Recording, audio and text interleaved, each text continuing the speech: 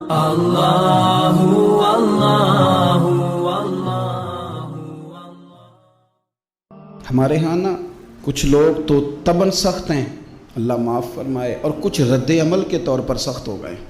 کچھ باتیں دلوں میں بیٹھ گئی ہیں جنہوں نے طبیعتوں کو سخت کر دیا ہے۔ کبھی کہیں آپ بہو سے کہ چلو بوڑھی ساس سے اگر کبھی کو بات سخت نکل گئی ہے تو معاف کر دے، وہ تیار نہیں ہوتی، وہ کہتی ہے تمہیں پتہ نہیں میرے ساتھ کیا کچھ ہوا۔ کبھی ساس سے کہا جائے نا چلو بھول گئی تھی بچی تو آپ درگزر کر دیں، تو کہتے ہیں تمہیں پتہ نہیں میرے اندر سختی کتنی آ گئی ہے، دکھ کتنے بیٹھ گئے۔ ہم نا طبیعتوں میں سختی کر بیٹھے، ہمارے دل دھڑکتے ضرور ہیں لیکن صرف اپنے بچوں کے لیے، ہمارے سینوں میں درد اٹھتا ضرور ہے لیکن صرف اپنوں کے لیے۔ ہم نے نا 2 4 5 6 باتیں جمع کر کے ان پر پورا ذہن بنا کے سخت ہو گئے ہیں، طبیعتیں سخت ہیں، دل سخت ہیں۔ میرے نبی پاک صلی اللہ تعالیٰ علیہ وسلم نے فرمایا، یہ حدیث مسلم شریف میں موجود ہے، فرمایا جنت میں وہ لوگ داخل کیے جائیں گے جن کے دل چڑیوں کی طرح نرم ہیں۔ نرم دل کے لوگ، معاف کر دینے والے، جلدی مان جانے والے۔ ایک صاحب تھے، اپنے بھائی سے ناراض ہو گئے اور انہوں نے رشتے سے انکار کر دیا، پہلے ان کے بیٹے کی وہیں پہ نسبت تھی، انکار کر دیا۔ کئی لوگوں نے ان سے کہا، میں نے بھی کہا، تو وہ کہنے لگے پیر صاحب عزت بڑی کرتا ہوں آپ کی لیکن میں مرد ہوں، ایک دفعہ نہ کر دوں تو پھر ہاں نہیں کیا کرتا۔ تو میں نے اس صاحب سے کہا، میں نے کہا یوں نہ کر، اگر صبح قیامت تیرے بارے میں کوئی سخت فیصلہ آ جائے اور رب کو منانا ہو کسی مقام پر تو کیا کہے گا؟ بہانے بنا بنا کے ہم سخت ہو گئے، دل اتنے سخت پتھر کر لیے، میں فلاں ہوتا ہوں جی، میں نہیں دوبارہ کسی کی سنتا۔ اور خدا کے بندو، میرے نبی پاک علیہ السلام نے فرمایا مومن تو اس طرح ہوتا ہے جس طرح اونٹ کے ناک میں نکیل ہوتی ہے، بٹھا دو تو بیٹھ گیا، اٹھ جاؤ تو اٹھ گیا۔ اور حضور نے فرمایا وہ لوگ جو بہت بد اخلاق ہیں، جھگڑالو ہیں، فسادی ہیں، سخت دل ہیں، وہ لوگ جنت میں نہیں جائیں گے۔ جو جھگڑے کرتے پھرتے ہیں، جھگڑالو لوگ ہیں۔ عزیز دوستو، اپنی زندگی کے اندر طبیعت میں نرمی، اگر طبیعت نرم ہو گئی نا جی، مزاج میں نرمی آ گئی، تو پھر آپ محسوس کریں گے کہ آپ معاف کرتے بھی جلدی ہیں اور معافی دیتے بھی جلدی ہیں۔ پھر آپ کے تعلقات بچیں گے، آپ کی نسبتیں بچیں گی، آپ کے بہت سارے رشتوں میں قربت آئے گی، ٹوٹیں گے نہیں۔ ایک تو دل نرم کریں، کسی شخص کے بارے میں دل میں کوئی بات ہے تو اسے معاف کریں اور معافی دیں۔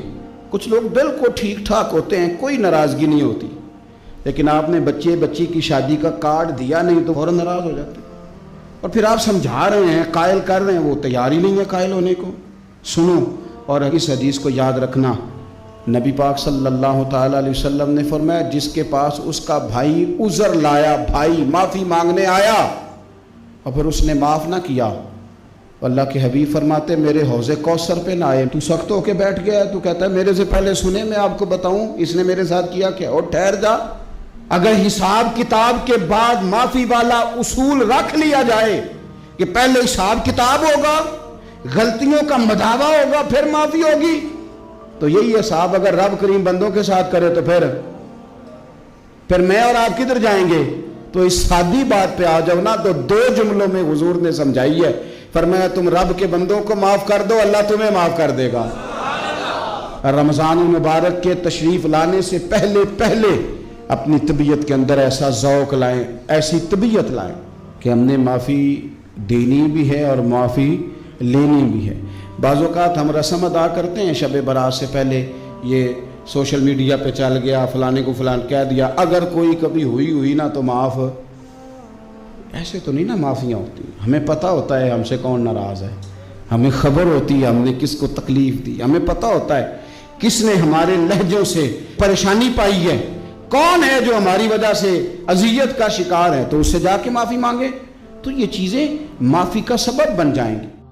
قرآن مجید کی سورہ توبہ میں اللہ کریم ارشاد فرماتے ہیں والمؤمنون والمؤمنات بعضهم اولیاء بعض، مومن مرد اور مومن عورتیں ایک دوسرے کے مددگار ہیں، دوست ہیں، مددگار ہیں۔ کیا مدد کرتے ہیں؟ وہ مالی مدد کرتے ہیں، ان کو معاشی طور پر سپورٹ کرتے ہیں، نہیں، ارشاد فرمایا یأمرون بالمعروف وینہون عن المنکر، وہ نا بھلائی کا حکم دیتے ہیں اور برائی سے منع کرتے ہیں، یہ والی مدد کرتے ہیں ایک دوسرے کی، یہ مومنوں کا کمال ہے۔ اور پھر وَيُقِيمُونَ الصَّلَاةَ وَيُؤْتُونَ الزَّكَاةَ، وہ نماز صحیح ادا کرتے ہیں اور زکوٰۃ بھی ٹھیک ادا کرتے ہیں۔ وَيُطِيعُونَ اللَّهَ وَرَسُولَهُ، اللہ کی بھی اطاعت کرتے ہیں اور اللہ کے رسول کی بھی اطاعت کرتے ہیں۔ ان کی مدد یہ ہے ایک دوسرے کے لیے کہ وہ بھلائی کا حکم دیتے ہیں، برائی سے منع کرتے ہیں، مل کے نمازیں پڑھتے ہیں، زکوٰۃ ادا کرتے ہیں، اللہ اور اس کے رسول کی اطاعت کرتے ہیں۔ فرمایا اولئک سیرحمہم اللہ، قربان جائے، کیا انداز کریمانہ ہے رب کریم کا۔